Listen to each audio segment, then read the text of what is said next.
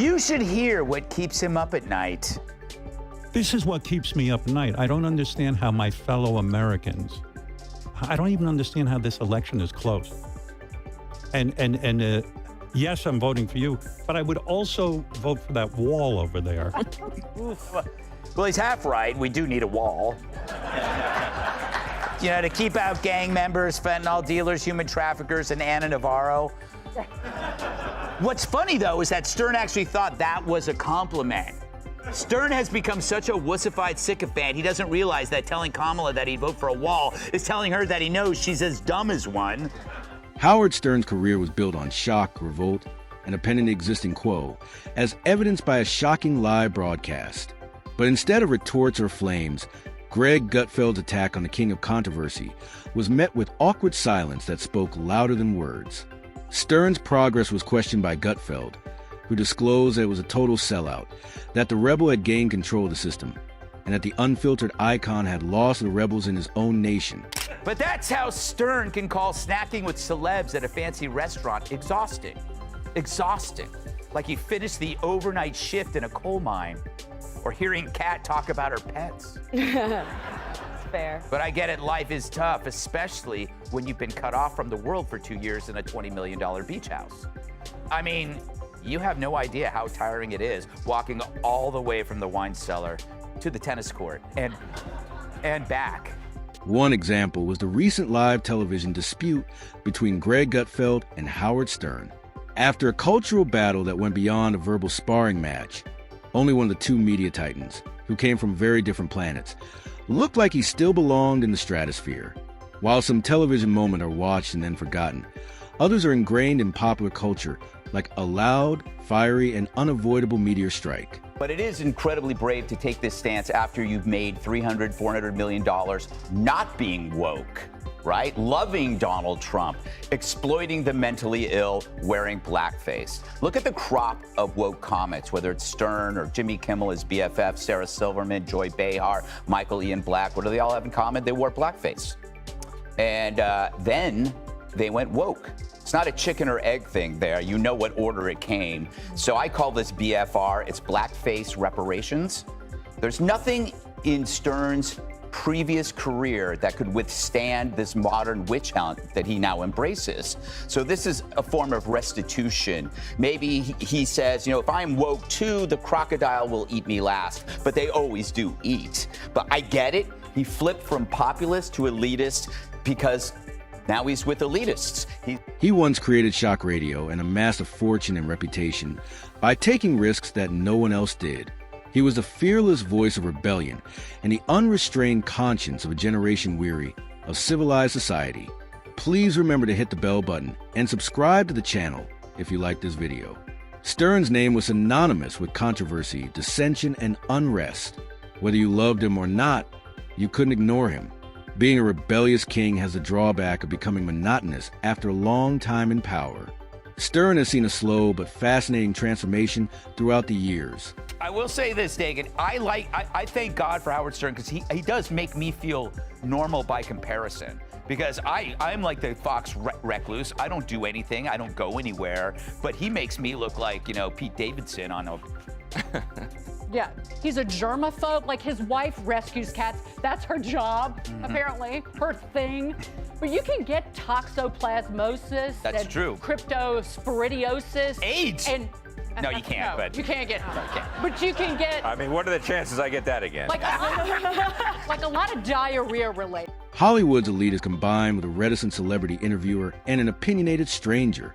Despite his critics, Greg Gutfeld is a master at confrontation on television.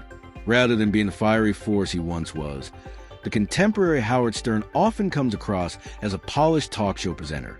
In addition to being a political analyst, he is an authority on cultural deconstruction and late-night gestures.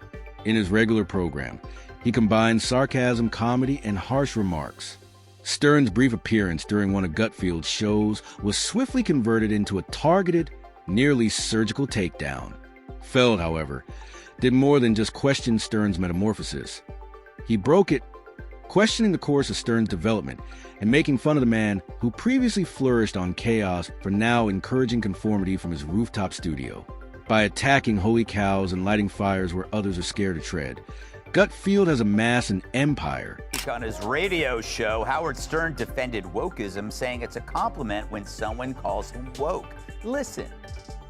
If woke means I can't get behind Trump, which is what I think it means, or that I support people who want to be transgender, or I'm for the vaccine, well, dude.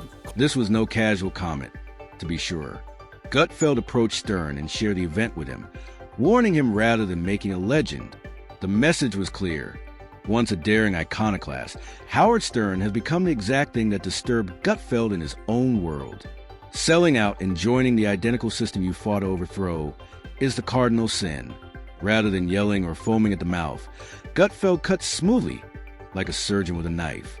He contrasted the new Stern, who was well-groomed and cozying up to celebrities, with the old Stern, the wild-haired, hazardous truth bomber who terrified censors and made fun of elites.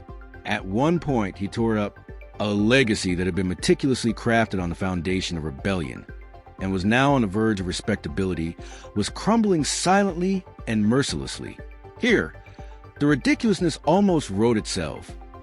The man who had made a fortune by ridiculing fakery was now donning the same mask that he had torn off from other people. Gutfeld didn't need to go into depth because the symbolism was so potent that he simply needed to convey the change. The shock after previously spitting on the red carpet, the athlete now did it for himself. But Stern being holed up in his house that long, it explains a lot of things, like how you forget how other people live, especially in hard times like a pandemic. For the longest time, 2 years in fact, the same time Stern's been AWOL, I wondered where he went. Not physically, but mentally. I bet you did too. Remember his screeds about COVID? They were epic and angry, and not to mention wrong.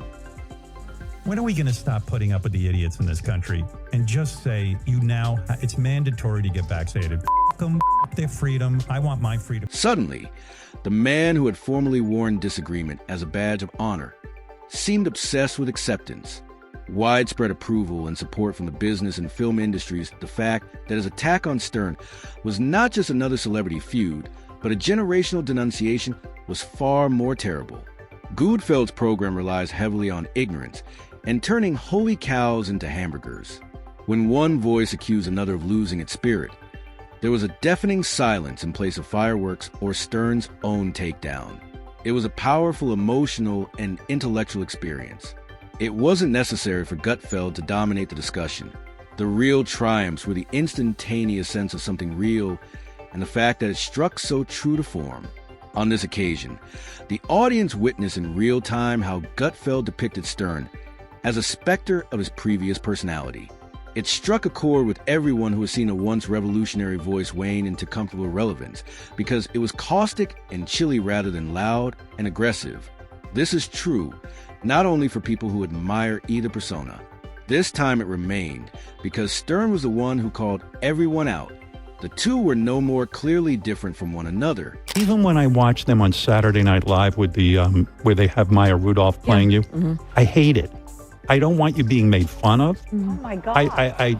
There's too much at stake. I believe the entire future of this country right now, I mean, as America, land of the free, home of the brave, I think it's literally on the line. So a guy who's supposed to be funny for a living now claims her candidacy is too important to joke about. This is a guy who once joked right after the Columbine massacre that the killers should have raped the students before killing them. Not that I like that Stern, but this pendulum swing from saying the most tasteless thing in the universe to putting your balls in a Tic Tac container.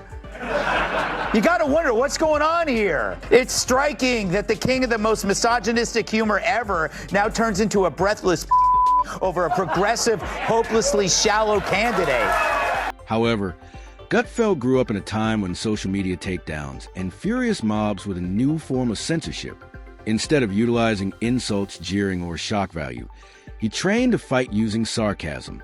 In many respects, the Gutfeld-Stern confrontation was a conflict between two media periods rather than merely a personality fight. Stern developed his career during a period when breaching the law resulted in network bans, FCC fines, and outrage from sponsors. Nonetheless, it was precisely this opposition that strengthened him. With just two gladiators, no judge, and 1 million spectators waiting to choose a winner, the crowd watched it all unfold like a courtroom drama. The opposition is slick, sarcastic, and meme-ready, and it lives on exposing hypocrisy in 30-second viral spurts. Gutfeld lowered the curtain with such ease that Stern was deeply outraged. Instead of criticizing Stern's background, he celebrated it. The insult was in the comparison.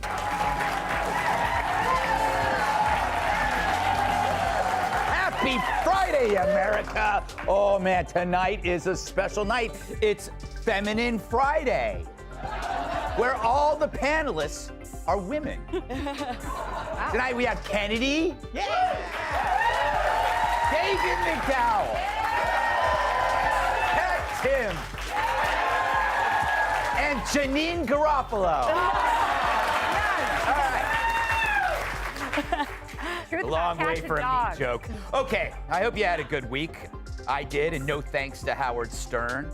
True, the New York Post reported that Stern hit a chic restaurant in NYC with a crew of A-listers, including Jimmy Kimmel, Jennifer Aniston, Jon Hamm, Justin Theroux, Jason Bateman. I was not invited. Wearing a chic jumper, old Stern Gutfeld implied that he would have destroyed the sanitized version that is currently broadcast on satellite radio and late-night talk shows. The man who suddenly played softball interviews with A-list celebrities and waxed philosophical with Hollywood elites like he was on a charity telethon would have been unrecognizable to old Stern. There was no doubt about it after the picture went viral. Videos, comments, and reactions from all over the internet flooded social media.